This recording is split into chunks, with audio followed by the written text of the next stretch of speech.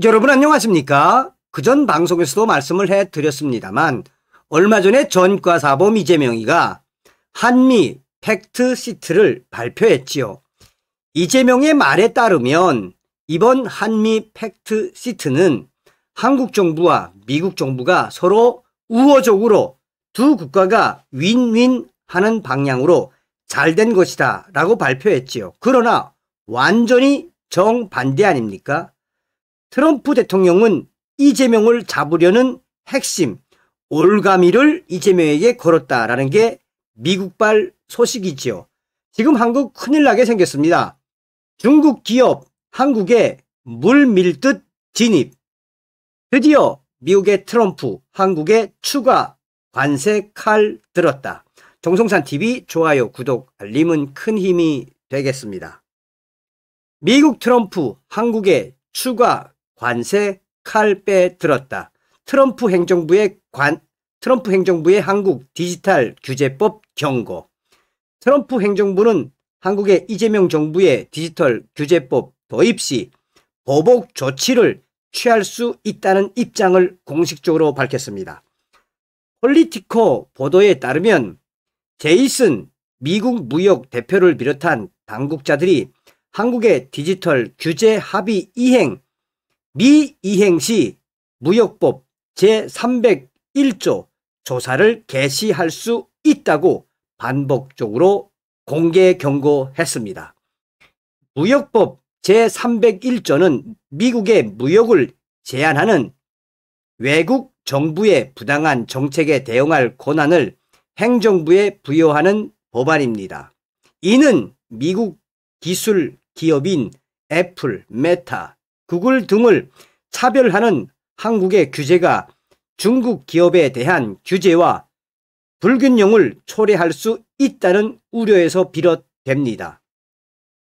트럼프 대통령은 이러한 규제가 한미 동맹의 신뢰를 훼손한다고 보고 강경 대응을 예고하고 있습니다.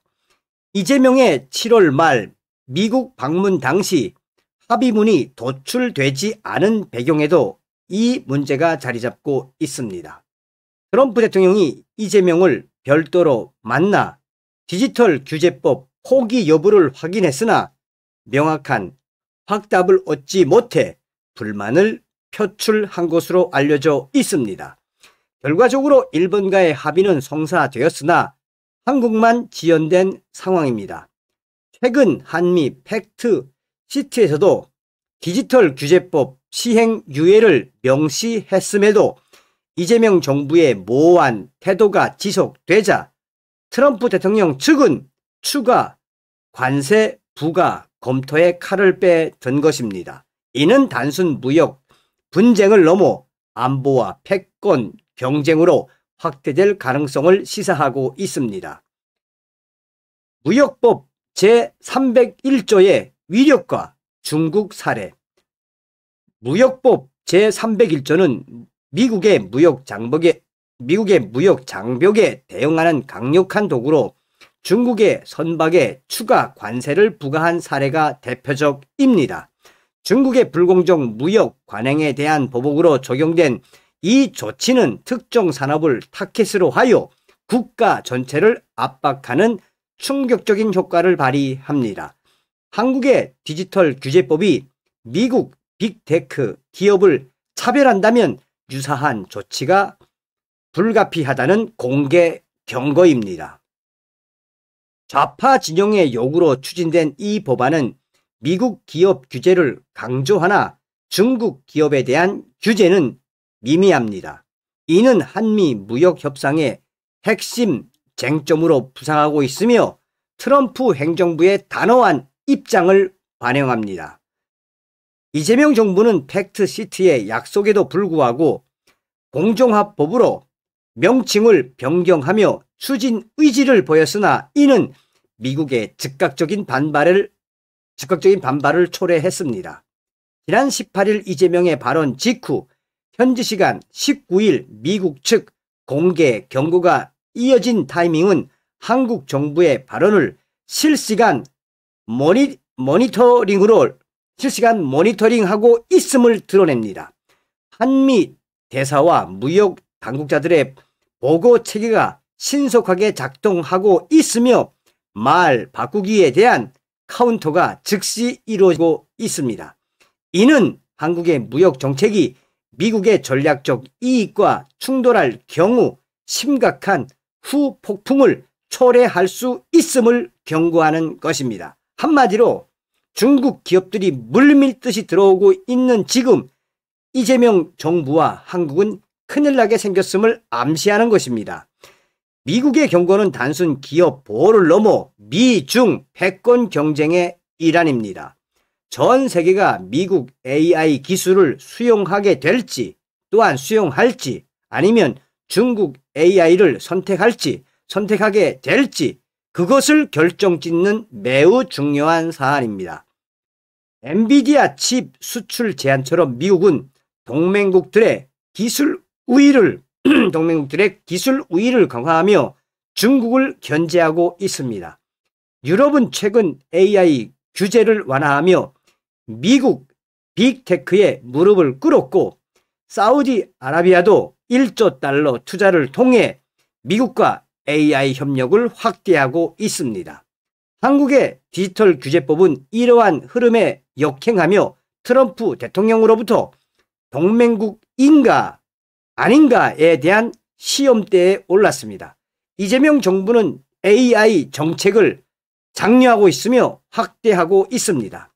이재명의 중국 시진핑과의 합의는 AI 협력 확대와 한중 FTA 추진을 포함해 반미 성향이 강해 보입니다. 미국은 중국의 AI와 빅테크를 차단 중인데 이재명 정부는 이를 초대하는 꼴이 되었습니다. 이는 경제적 손실뿐만 아니라 안보 리스크를 증대시킵니다. 트럼프 행정부는 한국을 통해 중국의 아시아 영향력을 차단하려 하며 규제법 포기를 요구합니다. 유럽과 사우디의 선택처럼 한국도 미국 편에 서야 생존할 수 있다는 메시지가 명확합니다. 그럼에도 이재명 정권은 중국의 AI를 확대하려고 합니다. 한국 시장에 지금 중국의 알리익스프레스, 테무, 징동 등 중국 테크 기업들이 물밀듯이 진입하고 있습니다. 텐센트는 카카오의 3대 주주로 알리페이는 카카오페이 지분 31.1%를 보유하고 있습니다.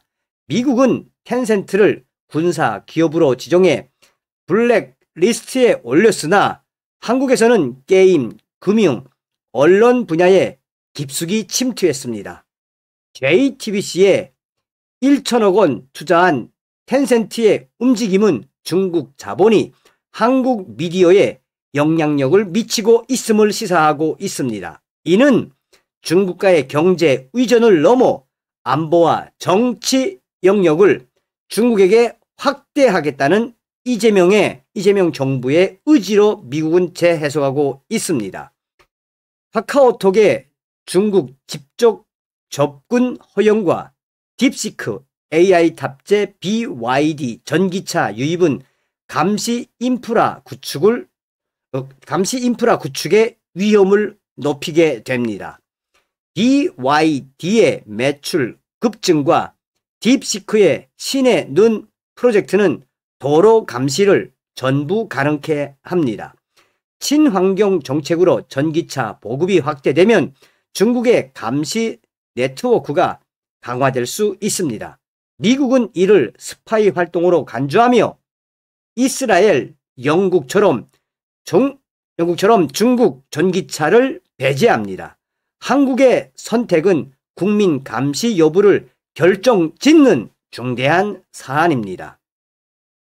미국의 동맹국 전략과 한국의 미래. 트럼프 행정부는 중동, 러시아 문제를 해결한 이후 아시아에 초점을 맞춥니다.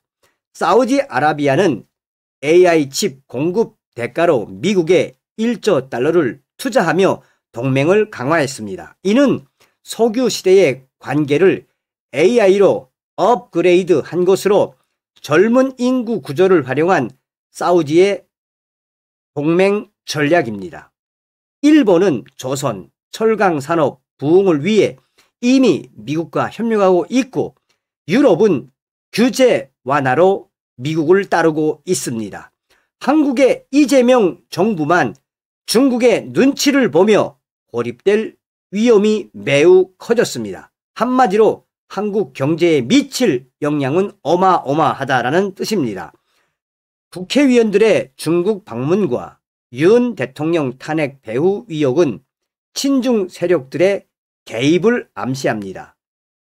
AI 협력은 국가 본질을 드러내는 지표로 북한의 중국, 러시아 협력처럼 한국의 선택이 이제 운명을 가르게 될 것입니다.